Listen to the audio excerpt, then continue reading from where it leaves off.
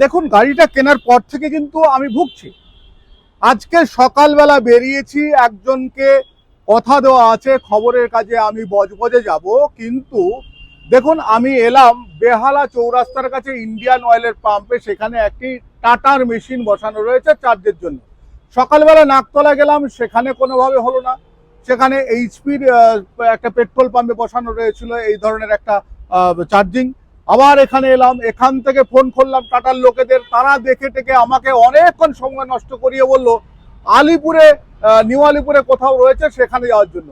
বলুন তো, যদি চার্জিং স্টেশন অ্যাভেলেবেল না থাকে, এটা শুধু আমি টাটার দোষ বলছি না, প্রচুর লোক কিন্তু চার্জিং স্টেশন বসিয়েছে।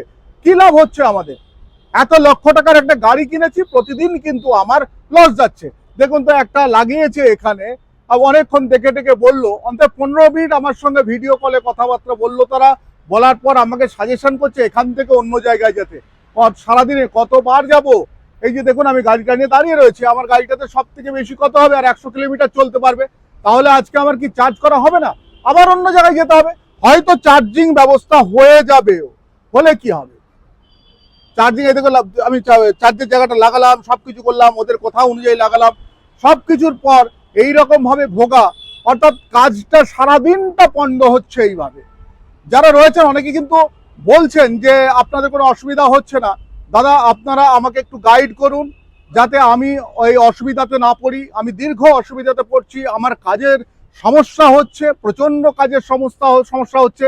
আমি কিন্তু এক একটা করে আপনাদেরকে আমার অভিজ্ঞতা প্রতিদিনের শেয়ার করছি।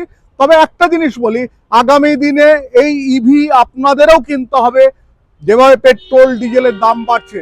তবে এইভাবে যদি অবস্থা হয়ে থাকে, মেনটেনেন্সের অবস্থা হয়ে থাকে, তাহলে কিন্তু মানুষ আস্তে আস্তে ঘাবড়ে যাবে। আমি তো এবার ভাবছি যে পুরোনো গাড়িটা না বিক্রি করলেই ভালো হতো, তাহলে বোধহয় অনায়াসে আমি যাতায়াত করতে পারতাম। এটা যেহেতু কিনে ফেলেছি, ব্যাংক তো আর আমাকে ছেড়ে দেবে না, ব্যাংক প্রত্যেক মাসে আমার কাছ থেকে টাকাটা কেটে নেবে। কিন্তু আমার প্রফেশনালি লস হচ্ছে, আর্থিক লস হচ্ছে প্রতিদিন। সেটা কি এই গাড়ি কোম্পানিগুলো ভাবে? কিংবা যারা এই ধরনের চার্জিং স্টেশন বসিয়েছেন, যারা লোভ দেখাচ্ছেন অ্যাপের মধ্যে এত জায়গায় রয়েছে, তারা কি এগুলো ভাববে? তারা কিন্তু ভাবে না।